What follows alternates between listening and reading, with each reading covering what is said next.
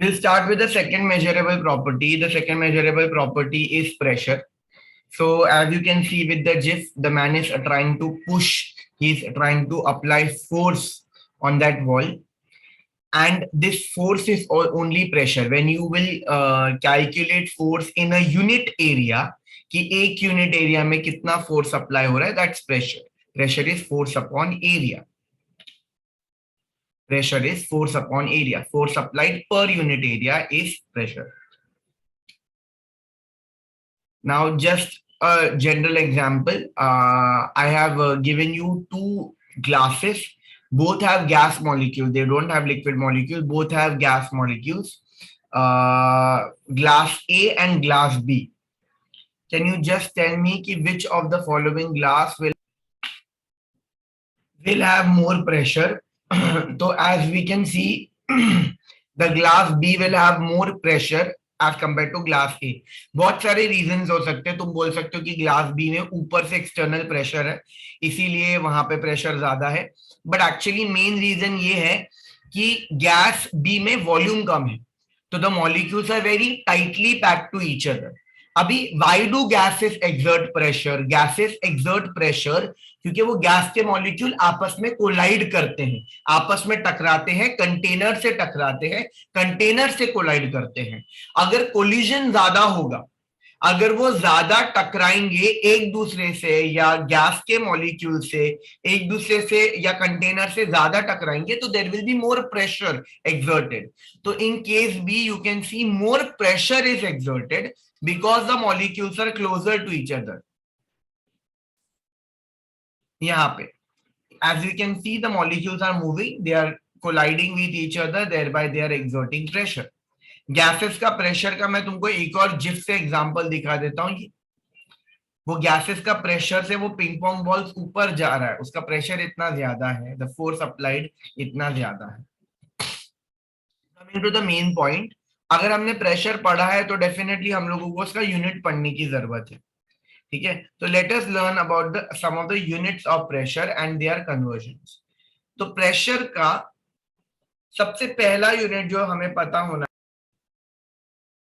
वो है उसके फॉर्मूला के बेसिस पे. सबसे पहला फॉर्मूला जो हमें पता होना चाहिए वो उसके फॉर्मूला के बेसिस पे है.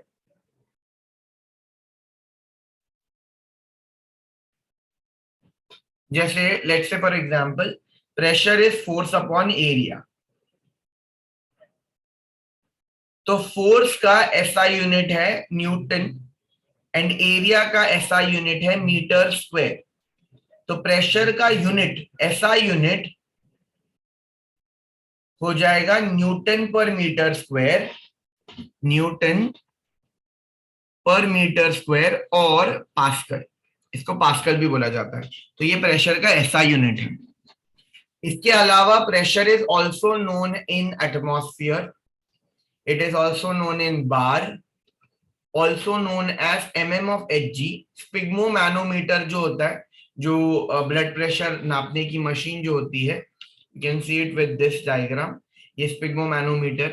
ठीक है, तो इसमें हम लोग क्या मेजर करते हैं? हम प्रेशर अप्लाई करते हैं by this pump. Pressure apply करते हैं, वी सी की मर्क्यूरी कितना ऊपर जाता है, तो कितना मिलीमीटर तक ऊपर जाता है. That gives us a reading of mm of pressure, mm of mercury. तो ये भी एक यूनिट है. न्यूटन पर metre square of pascal, atmosphere bar, mm of Hg, या फिर सेंटीमीटर ऑफ Hg भी बोल सकता हूँ, कितना सेंटीमीटर ऑफ मर्क्यूरी ऊपर जाएगा. And lastly we have torr. तो इनका आपस में इंटर कन्वर्जन हमें पता होना चाहिए, which I am going to show you now. तो सबसे पहले मेन एटमॉस्फेयर और पास्कल का इंटर कन्वर्जन देखेंगे. One atmosphere is actually 101.325 kilo pascal. Now what do you mean by kilo? Kilo is 10⁻³ so 101.325 into 10⁻³ pascal. ये हमारा atmosphere to pressure का conversion है. One atmosphere is 101.325 kilopascal. Bar is not very different. One bar is nothing but 100.00 kilopascal. तो it is 100 into 10⁻³ kilo pascal, sorry. तो बहुत कम फर्क है दोनों में, ठीक है। कितना फर्क, अगर मैं दोनों को प्रॉपरली कंपेयर करूं तो बहुत कम फर्क है। फर्क सिर्फ इतना ही है कि 1 एटमॉस्फेयर इज 1.01325 बार, सिर्फ इतना सा ही फर्क है दोनों में। मतलब अप्रोक्सीमेटली दोनों भी 1 ही है, थोड़ा सा फर्क है दोनों में। हाउएवर ये कन्वर्जन से ज्यादा हमें ये दोनों याद रखना है, ठीक है। तो atmosphere to pascal done, bar to pascal done. Now we need to know atmosphere to mm of Hg, ठीक है। सो 1 एटमॉस्फेयर, जितना हमारे आसपास भी गैसेस है उनका प्रेशर 1 एटमॉस्फेयर है। 1 atmosphere is 760 mm of Hg. 1 atmosphere is 760 mm of Hg. अगर मैं सेंटीमीटर में कन्वर्ट करूं तो it will be 76 centimetres of Hg.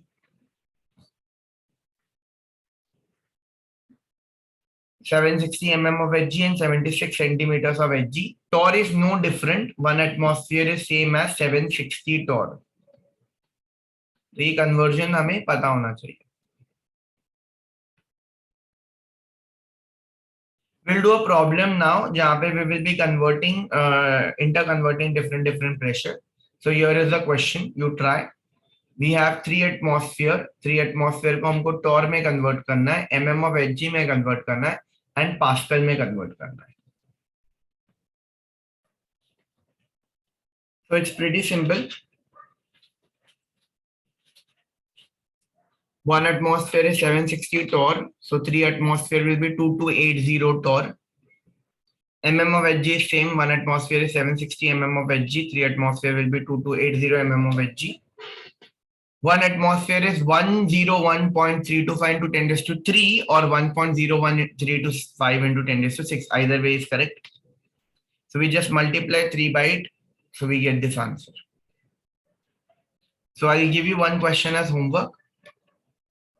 This, I'm just showing the answers. Try and do it by your own. We'll move to the next measurable property, that is temperature. The next measurable property that we have to see is temperature. So temperature में सबसे पहले we have to see there are 3 ways we measure temperature. पहला वाला is degree Celsius, very common. दूसरा वाला is Kelvin, the SI unit. This is the SI unit. And third वाला is degree Fahrenheit. बराबर।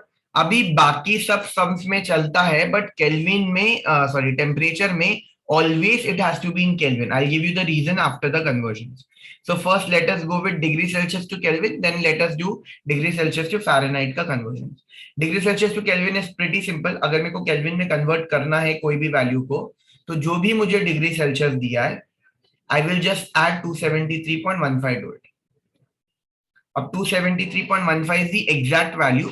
हम सम्स करते वक्त 273 add करते हैं। लाइक अगर मेरे को तुमने बोला 0 डिग्री सेल्सियस है, तो 0 degree Celsius will be 0 plus 273.15, that will be 273 Kelvin. I'm not writing 15, okay? If I'm telling you it is 50 degree Celsius, so it will be 273 plus 50, that will make it 323 Kelvin. It is 100 degree Celsius, the boiling point of water, so it will be 373 Kelvin. Same अगर negative में करना होगा, अगर -5 degree Celsius बोल दिया, तो it will B -5 plus 273.15, will just right 273, it will B plus 268 kelvin. So kelvin scale negative में नहीं जाएगा, डिग्री सेल्सियस नेगेटिव में जा सकता है, बट केल्विन स्केल नेगेटिव में नहीं जाएगा। माइनस है तो वो 268 हो जाएगा। अगर तुमने -100 बोल दिया तो it will B plus 173 kelvin. 100 minus 273, minus 100 plus 273 plus 173. तो इस तरीके से डिग्री सेल्सियस टू टेम्परेचर का हमारा कन्वर्जन हो जाए।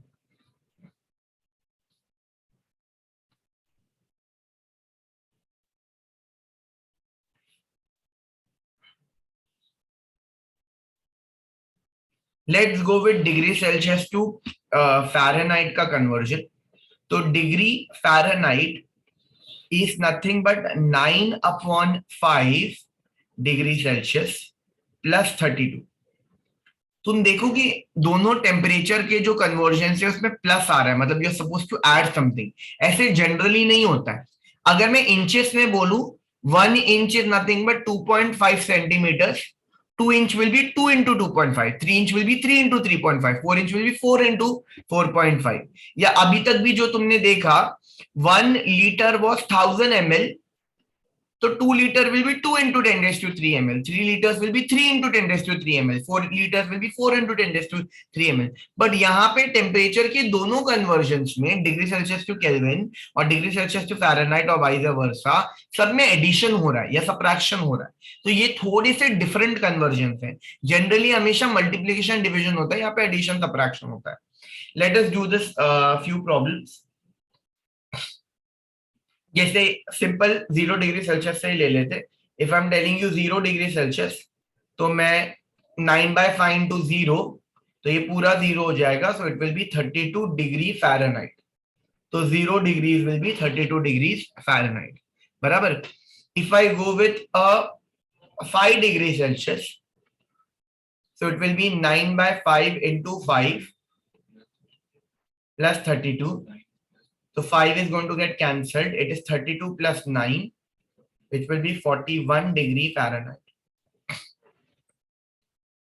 You can do the opposite also.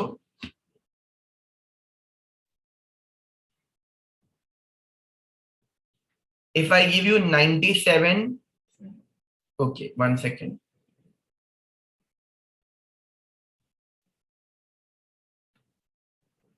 Okay, if I give you 97 degree Fahrenheit, let us try to convert it. So in the Fahrenheit wale place में we have 97. We have 9/5 into x degree Celsius. We need to find out x plus 32. So पहले 32 उधर जाएगा, तो 97 minus 32. 97 minus 32 will be how much? 65. 97 minus 32 will be 65. So 65 is 9/5 into x degree Celsius. So x will be 65 into 5/9. So you either multiply then you divide, or either you divide and then you multiply. Either way is correct. So I'll just multiply first. 5 to 5 is 25. 6, 5, 30. So 32. So it's 325/9. So 9 3s are 27. 5 बच जाएगा, तो 9 8s are 56 होता है। तो sorry 55 है, तो 9 5 54, 9 6 are 54, एक बच जाएगा, तो 1 डिग्री सेल्सियस।